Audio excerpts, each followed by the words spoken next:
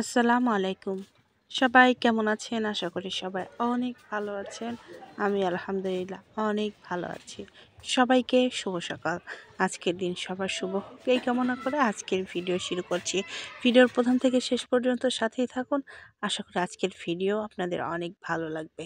চলে আসছি সকালবেলার রান্নাবান্না করতে। আর তার আগে একটু চুলাটা সুন্দর করে একটু পানি দিয়ে লেপে নিচ্ছি বললেই চলে। এখানে কাদামাটি তেমন একটা নাই। পলিথিনের ভিতরে হাত ঢুকিয়ে সোজা এই তো লেপালেপি শুরু করে দিচ্ছি, যাতে দেখতে একটু ভালো লাগে। যদিও এখন বিড়াল তেমন একটা আমাদের এখানে আসে না, টম না থাকায়। টম চলে যাওয়ার পরে আর একটা বিড়ালও বাসায় আসছে না।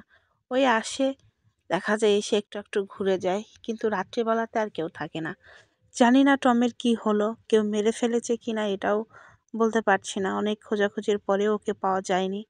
আমার মনে হয় ওকে মেরে ফেলা হয়েছে, কারণ টমকে অনেকেই দেখতে পারতো না। ও একটু গা ঘেঁষা টাইপের, তো মানুষকে খুবই পছন্দ করে। কেউ একটু আদর বা কেউ বসে থাকলে ওই জায়গায় যেয়ে একদম গা ঘেঁষে বসে থাকবে। এটা অনেকেই পছন্দ করে না হয়তো, ওই জন্যেই। আর একটা বিড়াল আছে, ওকে একদমই দেখতে পারতো না। ওকে এই বাড়ির ভিতরে অনেক সময় থাকতে দিত না, আর আমি না থাকায় ওকে দেখে রাখারও কেউ ছিল না। যার জন্য হয়তো অভিমান করে হলেও চলে গেছে আমি না থাকায়। মনে মনে খুবই খারাপ লাগে। এই তো রান্না করতে যখনই বসতাম তখনই কাছে এসে বসে থাকতো। যখনই বিছানায় যেতাম আমার সাথে গায়ে গা ঘেঁষে একদম ঘুমিয়ে থাকতো। শীতের সময় তো একদম বুকের সাথে মুখে মুখ লাগিয়ে শুয়ে থাকতো টম। তো সেটা আর নাই। ওই জন্যে ভাবছি যে আর একটা বিড়ালও পুষবো না, কারণ এগুলো আসলে খুব কষ্ট দেয় আর খুব মায়ার জিনিস। কাছ থেকে দূরে চলে গেলে খুব খারাপ লাগে, আর ওদের জন্য আলাদা একটা টেনশনও হয়। এই তো অভিমান করে চলে গেছে, কিন্তু মন থেকে এত খারাপ লাগে ওর জন্য। কিন্তু কি করব, আর তো আসছেই না। ও হয়তো বেঁচে থাকলে একবারের জন্য বাড়ির মধ্যে আসতো। সবাই বলছে যে ওকে হয়তো মেরে ফেলা হয়েছে বা মরে গেছে, কোনো কিছু হয়েছে। যেমন দূরে চলে গেছে ও বাড়িও চিনছে না। মানে এক একজনের এক এক রকমের মন্তব্য করছে। কিন্তু আর কি করব, বাড়িতে না আসলে অনেক খোঁজাখুঁজি পরেও যখন ওকে পাওয়া গেল না, তো ওখানে আর ওর আশা ছেড়ে দিয়েছি। তো এই তো সবজি রান্না করছি। আজকে রান্না করব কি বলে ওকে, গলসা মাছ দিয়ে আলু দিয়ে। আমার ননদ এসেছে গতকালকে। আমি আসার পরেই দেখা, সন্ধ্যার আগে আমার ননদ আসছে। তো ও তো আর একটু অ্যালার্জির জন্য বেগুন টেগুন কোনো অ্যালার্জি জাতীয় জিনিস খায় না। তো ভাবছি শুধু আলু দিয়ে ওকে গলসা মাছ সুন্দর করে একটু কষিয়ে দেব। আর আমাদের জন্য কাতল মাছ আছে, আলু বেগুন দিয়ে রান্না করব। শীতের সময় আলু বেগুন আসলে অনেক মজা। শীতের সব রকমের সবজি এখন অনেক মজা লাগে। আর সবজি তো করলামই, সবজি একটু নরম করে ভাজলাম বিকালের দিকে, যাতে একটু বেঁচে গেলে ওটা দিয়ে রুটি যদি করি রুটি দিয়ে খাওয়া যাবে। তো আজকের মতো এগুলোই রান্না করছি। আর আপা, আমার শ্বশুর বতুয়ার শাক নিয়ে আসছে। আমাদের অনেক সময় এই জায়গায় বলে বতুয়ার শাক, আর আমার বাবার বাড়ির ওই সাইডে বলে বাইতার শাক। তো এক এক জায়গায় এক এক নাম একই শাকের। তো বাজার থেকে আপা খেতে চেয়েছিল ওই বতুয়া শাক। তো এত ছোট ছোট শাক নিয়ে আসছে, আর অনেক ওর ভিতরে আগাছা আছে, সেগুলোই আপা বেছে নিচ্ছে। জানি না যদি এখন বাছা হয় রান্না করতে করতে তাহলে ভেজে নেব। তো আপা অনেকটি একটু দেরিতেই আবার বাকি তরকারিটা রান্না করছি। তো আপা বলল একটু দেরিতেই তরকারিগুলো রান্না কর, তুই খেয়ে নে। তো একটু সবজি রান্না করেছিলাম, গতকালকের একটু তরকারি ছিল সেটা দিয়ে সকালবেলা সবাই খেয়ে নিলাম। এরপরে শাক বাছার জন্যই আবার পরবর্তীতে আবার রান্নাটা বসিয়ে দিয়েছি। এই তো এখন শাকটা, বতুয়া শাকটা ভেজে নিচ্ছি। সাথে শুকনো মরিচ ভাজা সুন্দর করে গরম গরম ভাতের সাথে ভতুয়া শাক যে এত ভালো লাগে। তার এরপরে কাতল মাছটা রান্না করে নিলেই আজকের মতো রান্নাটা শেষ হয়ে যাবে। আমি বুঝছি না কিসের জন্য আমার শরীরটা এত ক্লান্ত লাগছে। আর সারা শরীর মনে হচ্ছে ব্যথা। তো আমার মনে হয় যে সারাদিন তো নড়াচড়া করি, বসে থাকিই না। বাবার বাড়ি যেয়ে সারাক্ষণ শুয়ে বসে থাকায় হয়তো শরীরটা একদমই বসে গেছে। তো এখানে আসছি, এখন কাজের উপরেই থাকবো। শরীরটা তেমন একটা আর খারাপ লাগবে না। কাজের মধ্যে থাকলে শরীরটা একটু ভালোও থাকে। তো আসতেই তো আমার ননদিনী চলে গেল আমার এক আত্মীয়র বাসায়, তো ওখানেই যাবে।